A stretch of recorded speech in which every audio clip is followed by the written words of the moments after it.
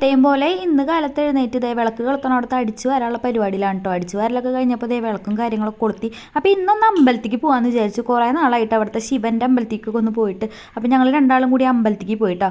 പോയി വന്നപ്പോൾ തന്നെ തുമ്പിക്ക് വിശപ്പിൻ്റെ വിളി വന്നിട്ടുണ്ട്. കാലത്ത് നേരത്തെ എനിക്ക് കാരണം തോന്നിട്ട് കുട്ടിക്ക് വേഗം വിശന്നിട്ടുണ്ട് കേട്ടോ. അപ്പോൾ ഞാൻ വന്നത് ദോശ ഉണ്ടാക്കാനുള്ള പരിപാടിയിലാണ് കേട്ടോ. അപ്പോൾ ദോശക്കല്ലും കാര്യങ്ങളൊക്കെ വെച്ച് സെറ്റാക്കിയിട്ടുണ്ട്. പിന്നെ ചായ വെക്കാൻ വേണ്ടി വെച്ചു കേട്ടോ. അപ്പോൾ തുമ്പിക്ക് കട്ടൻ ചായയാണ് ഏറ്റവും കൂടുതൽ ഇഷ്ടം. അപ്പോൾ അതേ കട്ടൻ ചായ വെക്കാനുള്ള പരിപാടിയിലാണ്. പിന്നെ അതേ കല്ലൊക്കെ ചൂടായി വന്നപ്പോൾ ദോശയും കാര്യങ്ങളൊക്കെ ഉണ്ടാക്കി കേട്ടോ.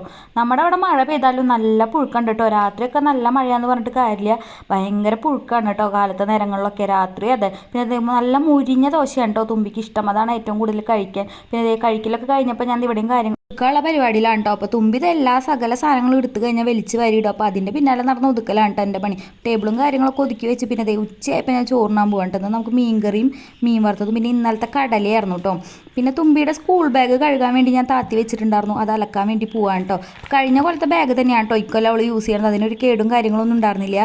പിന്നെ വൈകുന്നേരമൊക്കെ ആയപ്പോൾ വീണ്ടും എൻ്റെ ഡ്യൂട്ടിയിലേക്ക് കടന്നു. പാത്രം കഴുകലാണ് കേട്ടോ. അപ്പോൾ പാത്രങ്ങളും കാര്യങ്ങളൊക്കെ കഴുകി ചോറും കാര്യങ്ങളൊക്കെ ഊറ്റാൻ വെച്ച് കറി തിളപ്പിച്ച് കഴിഞ്ഞപ്പോൾ ഞാനൊന്ന് മിറ്റടിക്കാൻ പോകാമെന്ന് വിചാരിച്ചു. നമുക്ക് ആകെ കുറച്ച് മിറ്റുള്ളൂ കേട്ടോ.